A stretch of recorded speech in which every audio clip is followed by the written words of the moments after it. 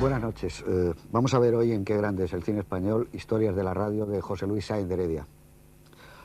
Quizá yo no soy una persona bastante objetiva para hablar de Sáenz de Heredia, pues aunque es evidente que tengo bastantes amigos entre mis compañeros directores de cine españoles. Mi relación con Sáenz de Heredia durante los últimos 10 años de su vida fue muy cercana.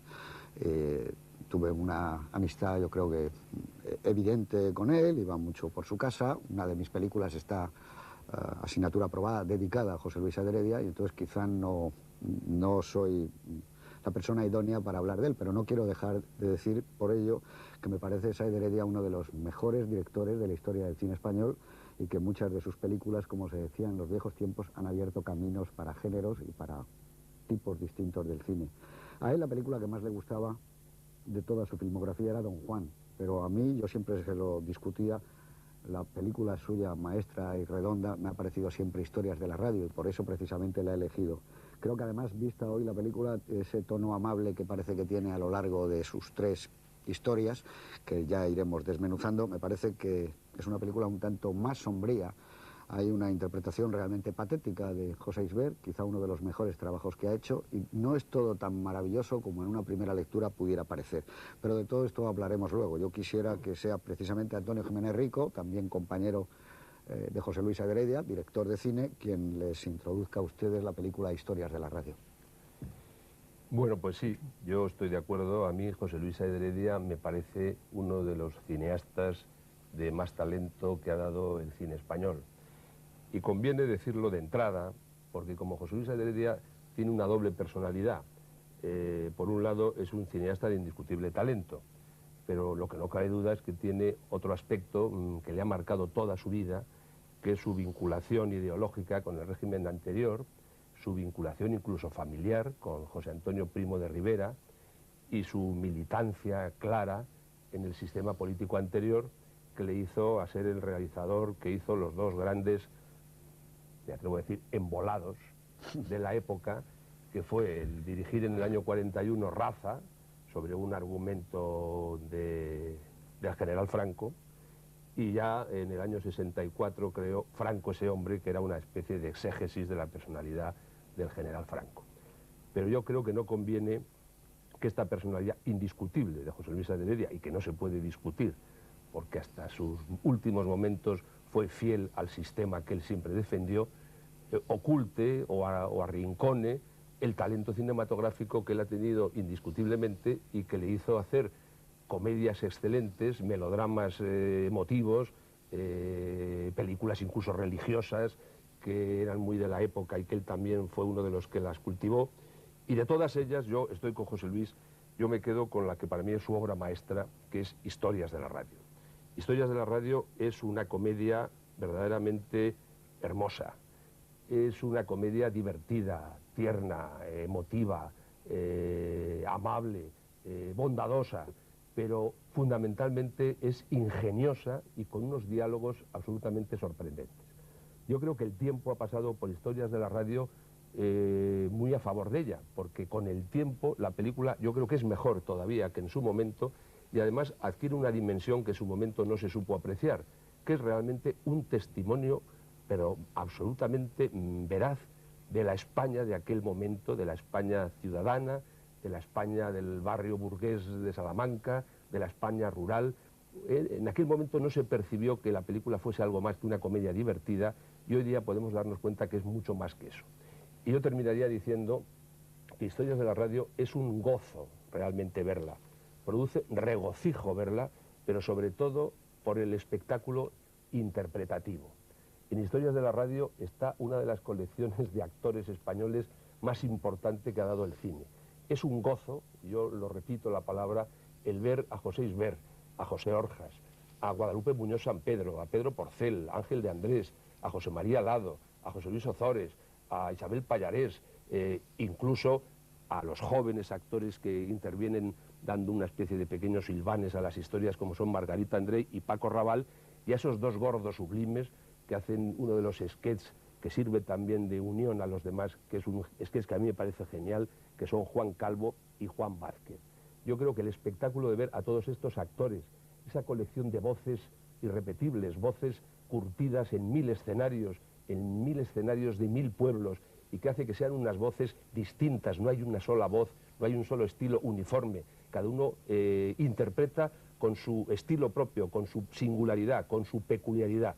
Yo creo que esta película fundamentalmente nos debe de servir, sobre todo a los espectadores más jóvenes, para descubrir ese elenco de intérpretes que el cine español ha tenido siempre y sigue teniendo, afortunadamente.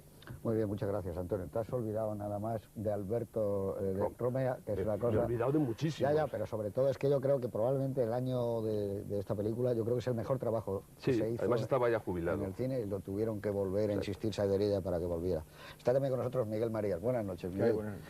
Bueno, ¿qué te parece a ti Historias de la Radio? Pues yo pienso más o menos lo mismo que vosotros. Efectivamente, me parece quizá la mejor película de Sáenz de Heredia, aunque debo decir que Sáenz de Heredia, que tiene una carrera para mí muy irregular, tiene películas muy interesantes desde el principio, como Patricio me dio una estrella, que me sigue pareciendo en el año 34 una película muy insólita. En un género totalmente distinto, Mariona Rebull en el 47 me parece muy bien. Y de la etapa final, que es la que menos me gusta, hay una que me gusta también mucho, que es Faustina, que es del 57. Pero probablemente de todas las que he visto, que no he visto todas las películas que hizo, claro que son muchísimas, esta es sin duda la más perfecta. Muy bien. Eduardo Torres Dulce, buenas noches. Hola, buenas noches. Añádenos algo de Historias de la Radio antes de que vayamos a verla ahora mismo. Pues nada, yo si se me permite recurrir a mi condición de fiscal, las elevo las conclusiones a definitivas. Me parece una obra maestra y personalmente también la mejor obra de José Luis Sáenz de Heredia. Yo quisiera insistir un poco en que se trata de la clásica película de pretensiones modestas, llena de ingenio, de ternura, de emoción, algo que los cinéfilos, los aficionados al cine, admirado mucho, por ejemplo, en el cine americano.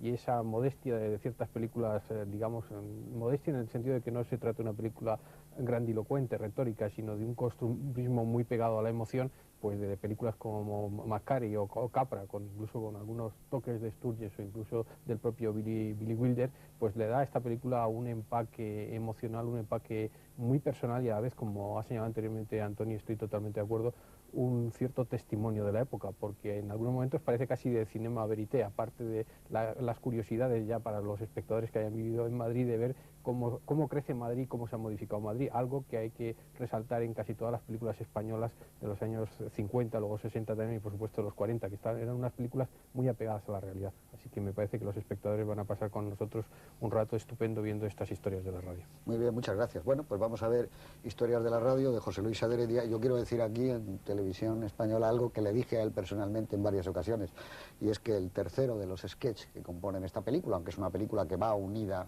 por un sketch en principio, que es el que hacía referencia a Jiménez Rico, realmente son 3 partes, 3 historias, 3 cuentos los que tiene la película, pues que el último en concreto, el del actor Alberto Romea, el que empieza en un pueblecito y termina en los estudios de Radio Madrid, en mi opinión personal es una de las obras maestras de la historia del cine español, una de esos momentos contados, una de esa media docena de películas que yo he elegido siempre sin ninguna duda. Y nada, como dice Jiménez Rico, que ustedes la gocen porque esta película es una verdadera gozada. Luego nos vemos. Bueno, pues aquí estamos, después de haber asistido a estas historias radiofónicas. Digamos que es una película del año 55, justo en la mitad de la década de los años 50. Y el año que rodó José Luis Sáenz de Heredia esta estupenda película, pues digamos que Simone de Beauvoir ganó el premio Goncourt con su obra Los mandarines. Se estrena el gran suceso cinematográfico del año en España, es la película Mogambo, que es una obra maestra de la censura, además de una obra maestra de John Ford, de la censura española naturalmente, porque cambian un adulterio por un incesto, lo que reconocerán ustedes que no está nada mal. En esa película ya saben que Grace Kelly se hizo hermana del que en la película real era su marido. En cualquier caso, la obra maestra de John Ford la hemos podido ver con incesto y con adulterio, siempre sigue siendo una maravilla de película. Muere Paul Claudel, el dramaturgo francés famosísimo, como saben ustedes, autor del Zapato de Raso, de la Anunciación de María, etc. También muere el bacteriólogo Sir Alexander Fleming, el inventor y descubridor de la penicilina, y fundamentalmente también muere una de las grandes leyendas del siglo XX, Charlie Parker, que muere pues ni más ni menos que viendo la televisión en su apartamento. Ya saben que le llamaban Bird, pájaro, y bueno, pues todavía hoy hay grabaciones legendarias como Cherokee, que siguen siendo pues una verdadera maravilla escucharla. Solo tenía Charlie Parker 35 años al fallecer. Digamos que también muere Alberto Einstein, el científico pues nuestro, muy cercano, muy inmediato, pero que podría compararse a gente como Galileo Galilei o como Newton, sin ir más lejos. También la escritora española Concha Espina. Louison Bobet gana por tercera vez el Tour, que era una hazaña sin precedentes, pero luego ya saben ustedes que ha llegado Indurain y ha ganado 5 veces consecutivas. Muere un actor que tiene una gran repercusión, pero fundamentalmente en Estados Unidos y en mercados de lengua inglesa, que es James Dean. Todavía en España es muy poco conocido, no se